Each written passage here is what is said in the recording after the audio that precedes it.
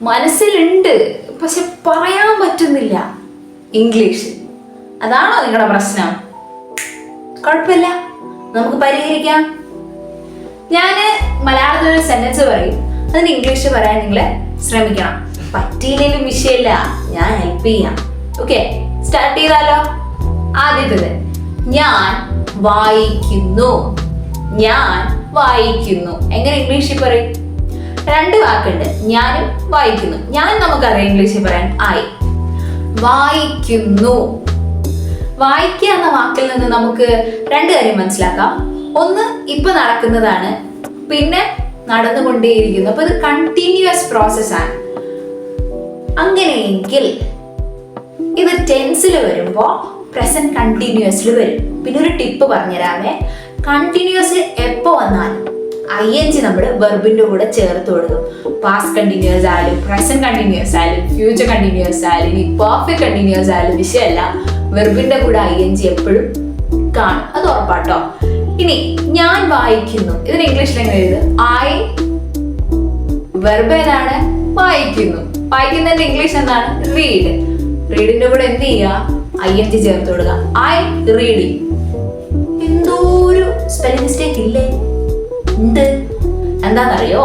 Present continuous ആവുമ്പോഴത്തേക്കും നമ്മൾ 3 ആൾക്കാരെ ചേർത്ത് കൊടുക്കണം. Is, am, are. ഇതിൽ ഏതെങ്കിലും ഒരാളെ ചേർത്താൽ മതി. Is, am, are. അതിന്റെ കൂടെ നമ്മൾ ആരെ ചേർക്കും?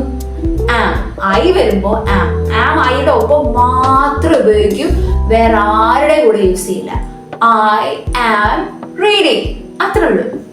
അടുത്ത സെന്റൻസ്, അവൻ ഒരു പുസ്തകം എഴുതുന്നു. അവൻ ഒരു പുസ്തകം എഴുതുന്നു. ഇതെങ്ങനെ എഴുതും? അവൻ, ഹി, ഒരു പുസ്തകം എഴുതുന്നു. ഇപ്പൊ നടക്കുന്നതാണ്, നടന്നുകൊണ്ടേയിരിക്കുന്നതാണ്. എഴുതുന്നു ആണ് ഇവിടുത്തെ പ്രവൃത്തി, അല്ലെങ്കിൽ നമ്മുടെ വെർബ്. വെർബ് എന്ന് വെച്ചാൽ എന്താണ്? പ്രവൃത്തിയെ കാണിക്കുന്ന വാക്കാണ്, ആക്ഷൻ വേർഡാണ്. അപ്പോ എഴുതുക, റൈറ്റ്. റൈറ്റിന്റെ കൂടെ ING ചേർക്കുമ്പോ റൈറ്റിംഗ്. ഹീന്റെ കൂടെ നമ്മള് ഈസ്, ആം, ആർ. ഇതിൽ ഏത് ചേർക്കും? ആം ഐയുടെ കൂടെ. അപ്പോ ഹീന്റെ കൂടെ ഈസ്. കാരണം എന്താണെന്നറിയോ?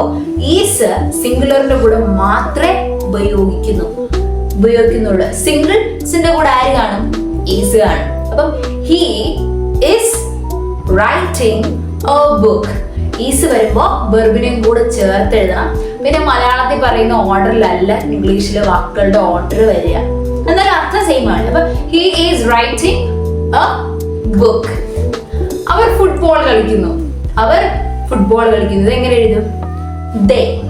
അവർ എന്താണ്? ദേ ഫുട്ബോൾ കളിക്കുന്നു. കളിക്കുകയാണ് ഇവിടുത്തെ പ്രവൃത്തി, പ്ലേ. ദേന്റെ കൂടെ നമ്മള് ആറാ ചേർക്കുക, കാരണം പ്ലൂറൽ ആണ്. ദേ, അവർ. They are playing football. മനസ്സിലായില്ലേ? എളുപ്പമല്ലേ? അപ്പോ ഞാനൊരു സെന്റൻസും കൂടെ പറയും, നമുക്കൊന്ന് ഒരുമിച്ച് ഇംഗ്ലീഷിലോട്ടാക്കാം. ഞാൻ തറ തൂക്കുന്നു. ഞാൻ തറ തൂക്കുന്നു. ഞാൻ ആയി. തൂക്കുക എന്നുള്ള വാക്കിന്റെ താഴെ നമ്മള് തറ തൂക്കില്ലേ? തൂക്കുന്നതിന്റെ ഇംഗ്ലീഷിൽ എന്താ പറയാ? സ്വീപ്പ്. SWEEP, sweep. അപ്പൊ സ്വീപ്പിംഗ്.